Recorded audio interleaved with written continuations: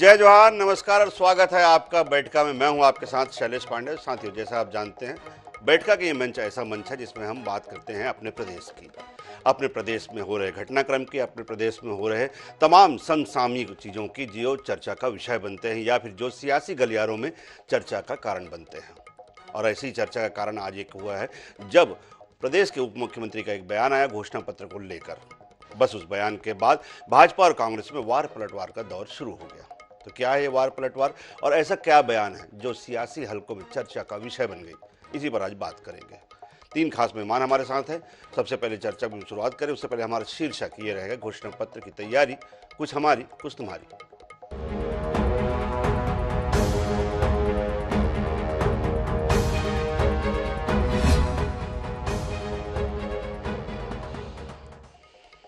तो प्रदेश में अब जब विधानसभा चुनाव की उल्टी गिनती शुरू हो चुकी तो ऐसे में स्वाभाविक रूप से राजनीतिक दलों ने घोषणा पत्र को अमली जामा पहनाना शुरू कर दिया है। ऐसे समय में प्रदेश के उप मुख्यमंत्री टीएस सिंहदेव के एक बयान ने प्रदेश की राजनीति में फिर वार पलटवार का मौका दे दिया है। दरअसल आज मीडिया से बात करते टीएस सिंहदेव ने घोषणा पत्र को लेकर कहा कि मध्य प्रदेश सरकार की लाडली बहना मध्य प्रदेश कांग्रेस की नारी सम्मान योजना को भी अपने घोषणा पत्र में छत्तीसगढ़ कांग्रेस शामिल कर सकती है। इसके बाद भाजपा ने चुटकी ली कि कांग्रेस के पास अपनी असल कोई योजना बची नहीं है तो नकल के अलावा उनके पास कोई चारा नहीं है।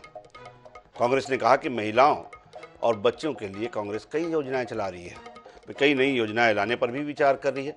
इसमें नकल वाली कोई बात ही नहीं है।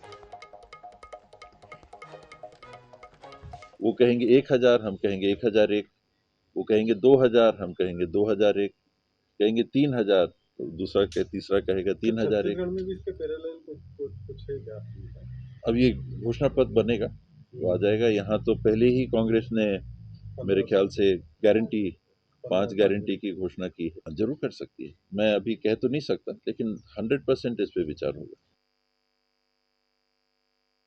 अब एक दुखी प्राणी, निराश प्राणी, परेशान प्राणी जो कभी ये कहता था कि मैं चुनाव नहीं लड़ूंगा और उप मुख्यमंत्री पद मिल गया तो आज 75 सीट बोलने लगे। पहले तो बोलते थे अभी भारतीय जनता पार्टी की जड़ें नीचे तक है, राष्ट्रीय स्वयंसेवक संघ काम करता है, इतनी जल्दी कह पाना संभव नहीं है कि हमारी सरकार बनेगी कि नहीं बनेगी। अचानक मुझे लगता है कि टीएस सिंहदेव जी को कोई जादू का डंडा मिल गया। देखिए, उन सारी योजनाओं को जिससे हमारी महिलाओं की बेहतरी हो, हमारे समाज के ऐसे वर्ग के लोग जो कहीं न कहीं विकास में पिछड़े हो रह गए हैं, उनकी बेहतरी हो, कांग्रेस पार्टी उसके लिए काम करती है। निश्चित तौर पे ये लाडली योजना से महिलाओं की उन्नति के मार्ग प्रशस्त होंगे तो उनसे अपने घोषणा पत्र में शामिल करने से हमें कोई गुरेज नहीं है। तो बात सीधी से है, बात योजनाओं की है, बात उन योजनाओं की है जिनके जरिए चुनाव, जिनके भरोसे चुनाव जीता जा सकता है। पिछले चुनाव में हमने देखा कि जो छत्तीसगढ़ कांग्रेस का जो घोषणा पत्र है वो जीत का मूल आधार बनी थी। अगर हम कहें कि जीत का पूरा श्रेय घोषणा पत्र को दिया जाए तो इसमें कहीं कोई अतिशयोक्ति भी नहीं है। तो क्या इस बार भी बहुत ज़्यादा मशक्क़त के कारण ये घोषणा पत्र तैयार हो रहा है? और क्या घोषणा पत्र में अब गुरेज नहीं है कांग्रेस को उन चीज़ों को भी जो भाजपा ने अपनाया है या भाजपा ने जिन योजनाओं को शुरू किया है? तमाम चीज़ों पर बात करेंगे। तीन खास मेहमान हमारे साथ जुड़ रहे हैं। हमारे साथ कांग्रेस संगठन के तेजतार आवाज नितिन भंसाली जी हैं, विधायक कृष्णमूर्ति बांधी, पूर्व चिकित्सा मंत्री हमारे साथ में हैं, और साथ वरिष्ठ पत्रकार के शर्मा जी, प्रदेश के जाने माने पत्रकार हैं, उनको हमारे साथ में तटस्थ राय देने के लिए इस कार्यक्रम में मौजूद हैं। आप तीनों का बहुत बहुत स्वागत है। भंसाली जी, क्या कहेंगे? क्या वाकई में कोई गुरेज नहीं है? जैसा कि सुशीलानंद शुक्ला जी कह रहे थे कि अगर योजना अच्छी हो तो चाहे सरकार किसी की भी हो, योजना किसी की भी हो, कोई गुरेज नहीं है कांग्रेस को। देखिए, समाज की बेहतरी के लिए, प्रदेश की आर्थिक स्थिति से जो लोग निम्न वर्ग के हैं उनके उत्थान के लिए या जो भी जन कल्याणकारी चीज़ें हो, यदि वो कहीं लागू की जानी हो और की जाती है, या कोई व्यक्ति या हमारे वरिष्ठ मंत्री जी ने जैसा कि कहा कि की जा सकती है ऐसी योजना लागू, तो इसमें कोई बुरी बात नहीं है। जन कल्याण के लिए यदि कोई योजना लागू की जाए या उस प्रकार की कोई चीज़ यहाँ पर हो, तो यहाँ पर मैं ये बता दूं शैलेश भाई कि छत्तीसगढ़ में पहले से महिलाओं के लिए, बेटियों के लिए और बहुत सारी ऐसी योजनाएं चल रही हैं जिसकी कॉपी तो मध्य प्रदेश, उत्तर प्रदेश की सरकार भी कर रही है। मैं स्वामी आत्मानंद स्कूल की बात करूं तो ये पीएम श्री स्कूल जो खुल रहे हैं, ये किसकी नकल है? ये हमारी योजना से, हमारे स्कूलों के मॉडल से प्रभावित होकर किया जा रहा है। गोधन न्याय योजना की हम यदि बात करें तो देश के प्रधानमंत्री सार्वजनिक मंच से भाषण में इस प्रकार की योजनाओं की तारीफ करते हैं। नितिन गडकरी इनके परिवहन मंत्री कहते हैं, रोड ट्रांसपोर्ट मिनिस्टर ये कहते हैं कि गोबर से यदि पेंट बनाया जाता है तो इससे बेहतर कोई योजना नहीं है। केंद्रीय संसदीय समिति गोधन न्याय योजना की जैसी योजना को पूरे देश में लागू करने की अनुशंसा संसद में करती है। तो इस प्रकार की जो योजनाएं हैं ये भारतीय जनता पार्टी के शासनकाल में कहूं कि उत्तर प्रदेश और मध्य प्रदेश में भी लागू की जा रही है। तो इसमें कोई गुरेज नहीं है कि यदि कहीं कोई अच्छा काम हो रहा हो जिससे लोक कल्याण हो, आम जनता को सुविधा मिले, प्रदेश का विकास हो, तो उसको लागू किए जाने में या उस प्रकार की योजनाओं को वो करने में कोई बुराई नहीं है। नहीं तो इसमें कहीं ये इसमें दो भाव नहीं हो रहे हैं भंसाली जी? एक तरफ आप कहते हैं कि भाजपा की कोई भी नीति सफल नहीं है, कोई भी नीति जो है लोकहित में नहीं है, दूसरी तरफ आप भाजपा की ही नीति अपना रहे हैं।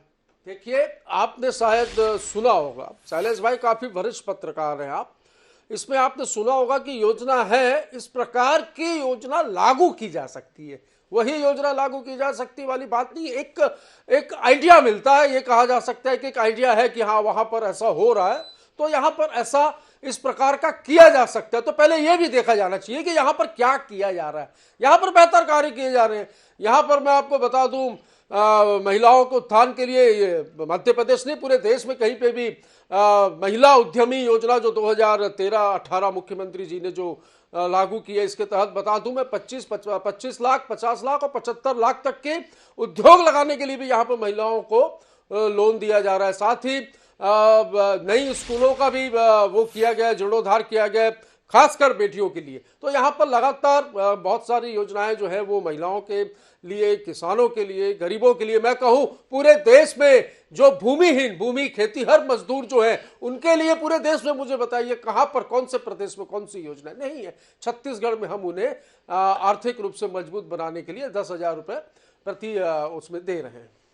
तो भंसाली जी कहने हैं कि भी कहीं कोई गुरेज नहीं है, लेकिन सबसे बड़ी बात यह है, भंसाली जी की ये भी दावा है कि जो योजनाएं कांग्रेस लाई है वो भाजपा उसके कहीं भी आर और छोर तक नहीं पहुंच पाई है। डॉक्टर साहब, आप सहमत हो इस बात से?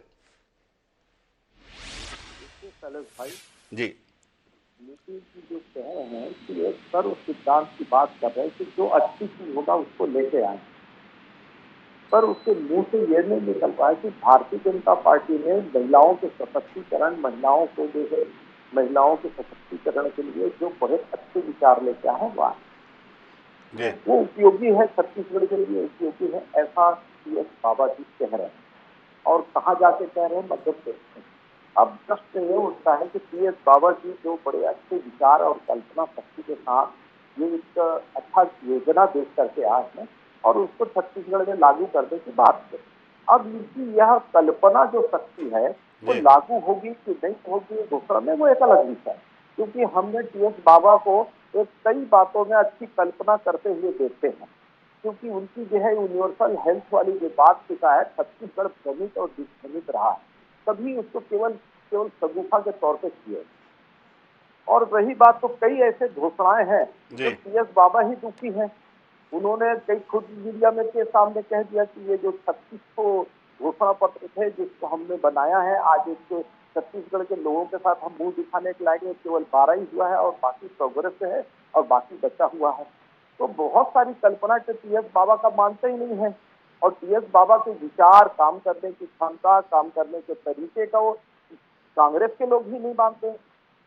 और सदैव इनके बीच में, कांग्रेस के बीच में 2.5 साल का संगठन में विवाद चलता ही रहा है। आज इसके कारण स्वास्थ्य विभाग गड़बड़ाया हुआ है, और हमारा तो आग्रह है कि बाबा जी को इसको देखने के बजाय अपने विभाग को देखें। 3-4 महीना बरसात का समय है, बीमारियों का बहुत तगड़ा चल रहा है, बहुत सारे बीमारी के प्रकोप, मौसमी बीमारी का प्रकोप हो रहा है। ऐसे में टी.एस. बाबा को अपने गांधी जी, इस प्रदेश में मलेरिया, डायरिया जैसी छोटी छोटी बीमारियों से लोगों की मृत्यु होती थी।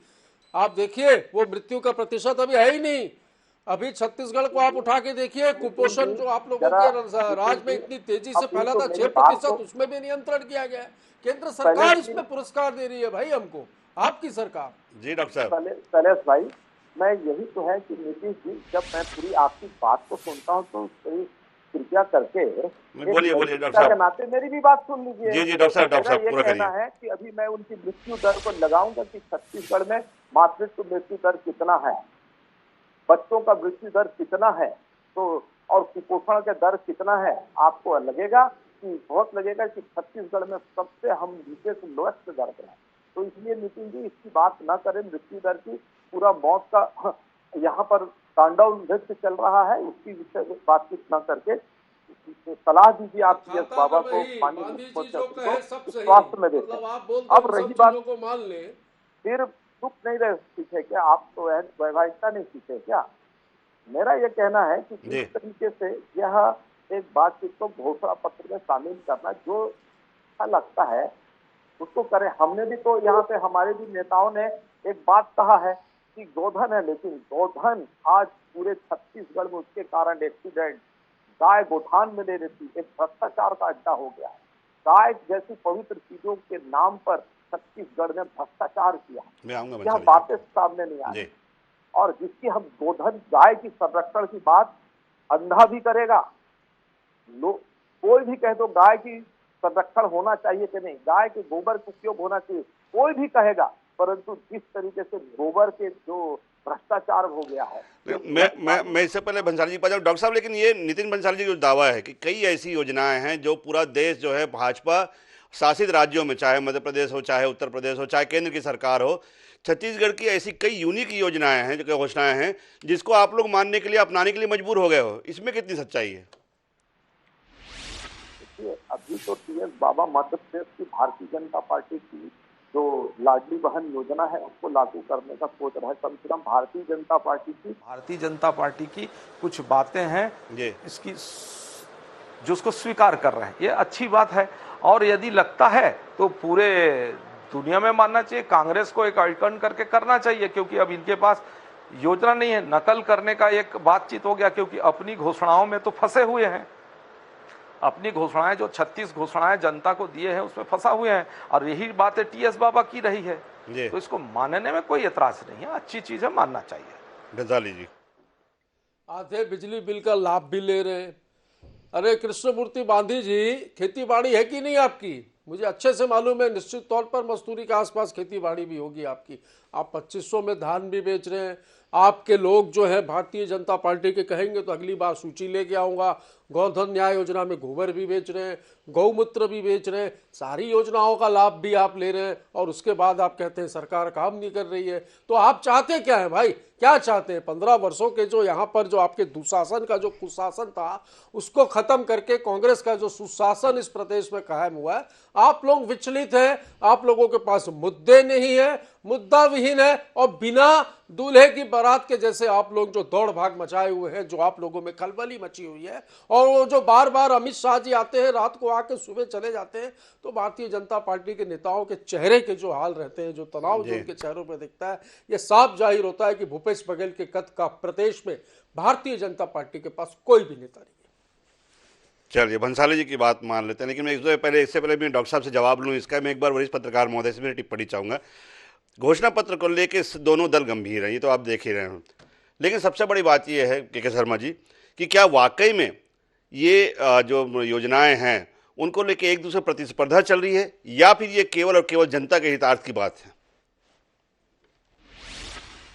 जो कुछ रेवड़ी कहा जा सकता है उसी को दूसरे रूप में सामाजिक न्याय की बात कही जाती है। दूसरा राजनीतिक आवश्यकता, सत्ता प्राप्ति ही एक प्रमुख लक्ष्य हो गया है, जिसके लिए जिस प्रकार की योजना की बात करें, चाहे लाडली बहन योजना की बात करें मध्य प्रदेश में, पंजाब में भी 1000 करोड़, आप 1000 रुपए आप पार्टी दे रहे हैं। आप देखोगे कर्नाटक में 5 बिंदुओं को लेकर के आए और वहां के उप मुख्यमंत्री कहते हैं कि हम विकास काम इस साल नहीं कर सकते, आधारभूत संरचना विकास का काम नहीं हो पाएगा, क्योंकि हमको ये 5 गारंटी देना है, 200 यूनिट की बिजली भी देना है, 2000 रुपए भी देना है।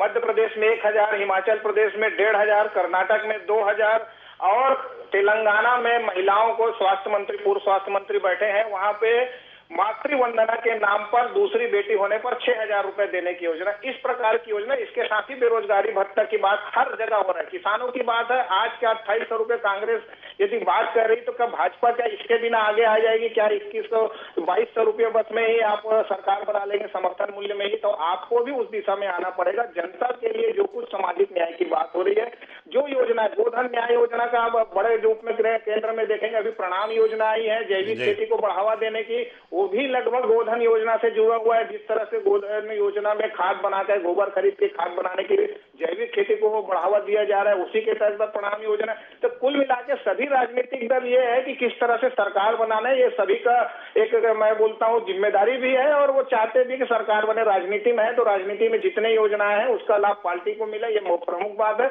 लेकिन इसमें जो मेन बात, जो चिंतन की बात होती है राशि को लेकर के, राशि में आप देखेंगे कि 75,000 करोड़ रुपए का कर्ज में है हिमाचल प्रदेश, 5 लाख करोड़ के कर्ज में है कर्नाटक सरकार, छत्तीसगढ़ 82,000 करोड़ के कर्ज में। आपका छत्तीसगढ़ की बात करें तो अभी 1,26,000 करोड़ का यदि हमारा बजट अभी है, तो उसमें से आप कितनी राशि खर्चा करेंगे? दूसरी चीज है समय सीमा, आप कितने सीमा, 5 साल की सरकार बनती है, आप बोलते हैं हम बेरोजगारी भत्ता आखिरी साल में लागू करते हैं। इसी तरह पंजाब में होती है, 2023 में लागू होता है महिलाओं को पैसा देने की बात। तो एक कंप्लीट ये है कि समय सीमा भी तय हो, राशि भी तय हो। एक नोट के अभी किसी का कोई वरिष्ठ नेता ये बात कह रहे थे कि घोषणा पत्र के नीचे में नोट भी जारी किया जाए, नोट लिखा जाए, टीप लिखा जाए कि ये योजना कब पूरी हो जाएगी, इसके लिए कितनी राशि की आवश्यकता होगी।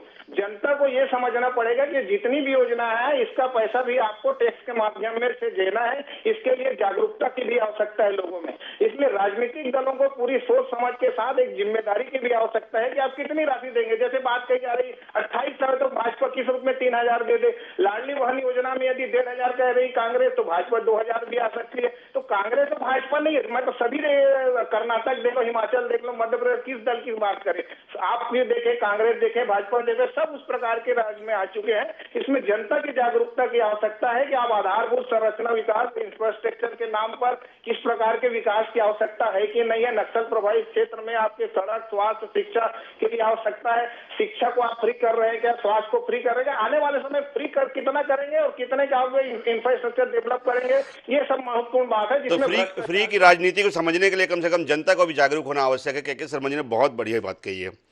डॉक्टर साहब, मैं आपको यही बात पूछना चाहता हूं कि एक तरफ आपके जितने तमाम बड़े नेता हैं, चाहे प्रधानमंत्री की बात करें, चाहे हम केंद्रीय गृह मंत्री की बात करें, तमाम लोग राजनीति में सुचिता की बात करते हैं और जो भी दूसरी पार्टी जो घोषणाएं कर रही है उसे रेवड़ी की संज्ञा देते हैं। लेकिन दूसरी तरफ जहां कर्नाटक हो वहां आप घर घर दूध पहुंचाने की बात करते हैं। प्रणाम योजना के तहत आप ये 3,000 रुपये की राशि देने की बात करते हैं। लाडली बहना के तहत आप 3,000 रुपये महिलाओं के खाते में डालने की बात करते हैं। तो दूसरा बांटे तो रबड़ी, आप बांटे तो दूसरा बांटे तो रेवड़ी, आप बांटे तो रबड़ी, ये कैसा न्याय है डॉक्टर साहब? देखिए शैलेश भाई जी, जो योजनाएं हैं जिसमें एक बातचीत आ रही है, सामाजिक न्याय है, सामाजिक सामर्थ्य का है, सामाजिक आर्थिक रूप से मजबूत होने की बातचीत आती है। इस बातचीत करने के लिए हमारी राजनीति और हमारी किस तरीके से समाज की संरक्षण करें और किस तरीके से बातचीत करें, किस तरीके से बातचीत करें, यह है। अब दृष्टिकोण की बातचीत है कि किस नज़रिए से हम किस बातचीत को कर रहे हैं, वो दृष्टिकोण की बात है। हम किस तरीके से रेवड़ी बांट रहे हैं कि खीर बटा रहे हैं, तो याद करो, एक उदाहरण बताता हूँ। भारतीय जनता पार्टी जब 2003-04 में चावल देने का, निःशुल्क चावल देने की जब बातचीत आई, उस समय का पूर्व में शैलेश भाई हमारे छत्तीसगढ़ के जो लोग थे, बाढ़ी लेने के लिए गांव के गौंटिया लोगों के पास ऐसे टोकरी उठा करके बैठे रहते थे उसके द्वार में। लेकिन जब योजनाएं लागू हुई तो बाढ़ी का परंपरा छत्तीसगढ़ से खत्म हो गया और लोग स्वाभिमान के साथ रहने लगे। तो यह उसके स्वाभिमान से जब जुड़ा हुआ बातचीत है, तो यह रबड़ी है, रबड़ी। और झूठ क्या होता है, एक और बातचीत करा देता हूँ। ये जो कहते हैं कि धान हम 2500 में दे रहे हैं, पूरा देश में समर्थन मूल्य का धान जो समर्थन मूल्य दिया गया है वो 2040 रुपए दिया गया है, जो पूरे देश के किसानों को दिया गया। ये एडिशनल पैसा है 460 रुपए जो एडिशनल पैसा है इसको दे करके कांग्रेस वाहवाही उठी गई। दे रहे हैं देना तो 450 रुपए के लिए हम आपको धन्यवाद देते हैं, हम आपको धन्यवाद देते हैं। चुप रहना सीख लीजिए, चुप रहने का अक्ल सीख लीजिए। मैं आपको तमीज नहीं है ऐसा नहीं बोलूंगा, लेकिन चुप रहने का सीख लीजिए। 460 रुपए भूपेश बघेल जी, हम उसको धन्यवाद देते हैं। हम 460 रुपए के लिए भूपेश बघेल को देते हैं, लेकिन मोदी जी को 2040 के लिए मोदी जी को धन्यवाद देते हैं। तो ये तो परंपरा कांग्रेस ने ही समर्थन मिलने की शुरू की थी भाई साहब। 2550 अच्छा डॉक्टर साहब, आप लोगों ने कहा था किसानों की आय आप लोग दुगनी करेंगे, यहाँ तो लागत दुगनी हो गई आप लोगों की महंगाई की वजह से, उस बारे में भी कुछ कह दीजिए। आप सुन नहीं सकते क्या? इस सत्य को नहीं सुन सकते क्या? पर जहाँ पे मेरे प्रदेश के किसानों की युवाओं तिल मिला गए हैं क्या? हितों की बात होगी, तिल मिला गए हैं क्या? इस सत्य को नहीं सुन सकते आप? इसको सत्य का नहीं है। आप अगर झूठ बोल रहे हो तो मुझे बता दीजिए, मैं अगर पूरे भारतवर्ष में समर्थन मूल्य कितना है बता दो कि आप झूठ बोल रहे हैं कि मैं झूठ बोल रहा हूं, ये प्रमाणित हो जाएगा। समर्थन मूल्य कोई आज मोदी जी दे रहे हैं ऐसा नहीं है। आप यूपीए के सरकार के समय का समर्थन मूल्य बढ़ने का रेशियो निकाल लीजिए, और अभी आपका ये भारतीय जनता पार्टी का निकाल दी तो हमने ज्यादा ही दिया। तो वो है 460 रुपए दे रहे हैं, हम तो धन्यवाद दे रहे हैं ना उनको। आप सुनना सीखा, धन्यवाद दे रहे हैं 460। चलिए धन्यवाद दे रहे हैं, खुद डॉक्टर साहब खुद धन्यवाद दे रहे हैं इस बात की साफ गोई के लिए, और हम उनकी प्रशंसा भी करनी चाहिए। बहरहाल समय मुझे इजाजत नहीं दे रहा है। सबसे बड़ी बात यह है, मर्मज्ञ ये होता है कि घोषणाएं कोई भी हो, जैसे के शर्मा जी ने कहा कि अब ये परंपरा हो गई है राजनीति की, चुनाव की, कि घोषणाएं कोई भी हो, चाहे योजनाएं किसी की भी हो, लेकिन जो आम आदमी को लुभा सके, जो आम मतदाता को लुभा सके, कोई भी राजनीतिक पार्टियां गुरेज नहीं कर रही है उन्हें अपनी घोषणाओं में शामिल करने की। चाहे आप एक तरफ रबड़ी की बात करें, चाहे रेवड़ी की बात करें, चाहे मुफ्त में घी पीने की बात करें, लेकिन तमाम संज्ञा, तमाम आरोप उस समय निराधार हो जाते हैं, निरर्थक हो जाते हैं जब वोट लेने की बारी आती है। लेकिन सबसे बड़ी बात जो शर्मा जी ने कही कि जनता को अब कहीं ना कहीं जागरूक होना पड़ेगा इन मुफ्त की रेवड़ियों को लेकर। क्या मुफ्त की रेवड़ियाँ केवल इंफ्रास्ट्रक्चर के लिए नहीं हो रही है? क्या स्वास्थ्य शिक्षा जैसे बुनियादी चीज़ों के लिए मुफ्त की रेवड़ियाँ हो रही है, या फिर उन्हें केवल और केवल वोट पाने के लिए, खुश करने के लिए मुफ्त की रेवड़ियाँ बांटी जा रही है? ये जनता को तय करना है। हो सकता है आने वाले दिनों में जनता इतनी समझदार हो जाए कि खुद ही तय कर ले कि किन उनसे राजनीतिक पार्टियों की रेवड़ी लेनी है और किन की नहीं लेनी है। बहरहाल आप तीनों मेहमानों का बहुत बहुत शुक्रिया इस शो में शामिल होने के लिए। कल नए विषय के साथ फिर मुलाकात करेंगे।